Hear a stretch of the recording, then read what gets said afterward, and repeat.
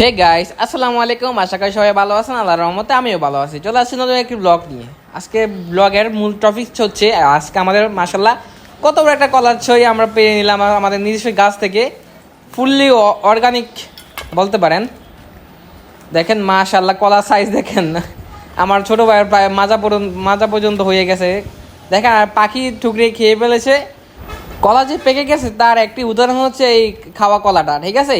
পাখি কখনোই আপনার কাঁচা কিছু ঠোকর দিবে না, যখন এটা পেকে যাবে তখন এটা আমরা ঠোকর দিবে।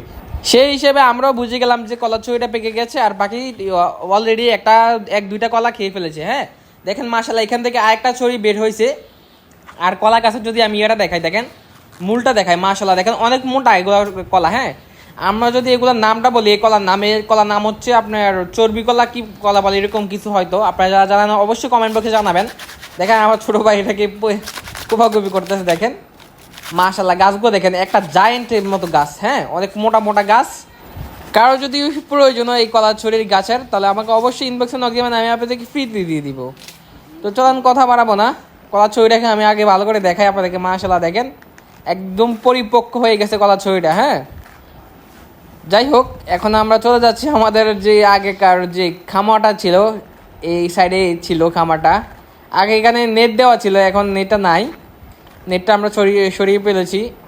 আর এখন এখানে আমরা আপাতত কিছু পালতেছি না, দেখি আরও কিছুদিন পরে হয়তো কিছু পালতে পারবো, দেখা যাক পরেরটা পরেই।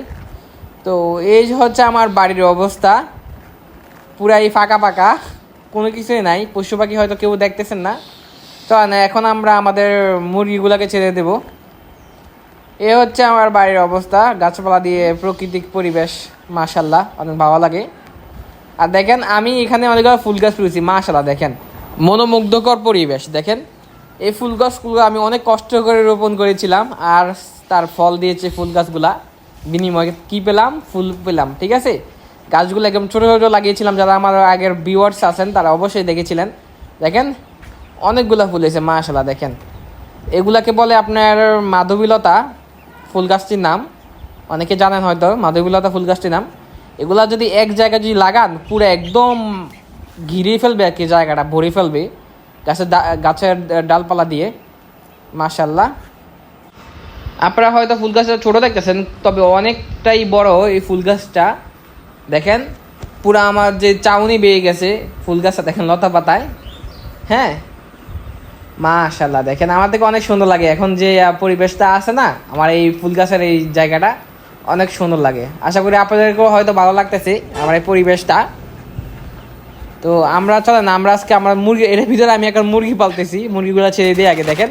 মুরগিগুলো প্রথম ছাড়ার পরে এক দৌড়ে দেখেন কই যে কোথায় চলে যায়, আমার পুরো বাসাটা একটা রাউন্ড দিয়ে দিবে। হ্যাঁ, এই সাইড দিয়ে চলে গেছে, অন্য এক দিক দিয়ে বেরিয়ে যাবে। চলেন দেখাই।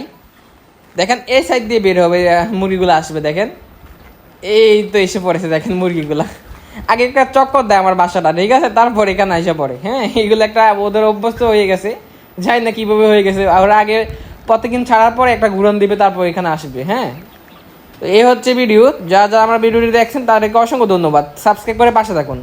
আজকের জন্য এতটুকু ভিডিও, তো আশা করি পরবর্তী ভিডিওর জন্য অপেক্ষা করবেন। আল্লাহ হাফেজ।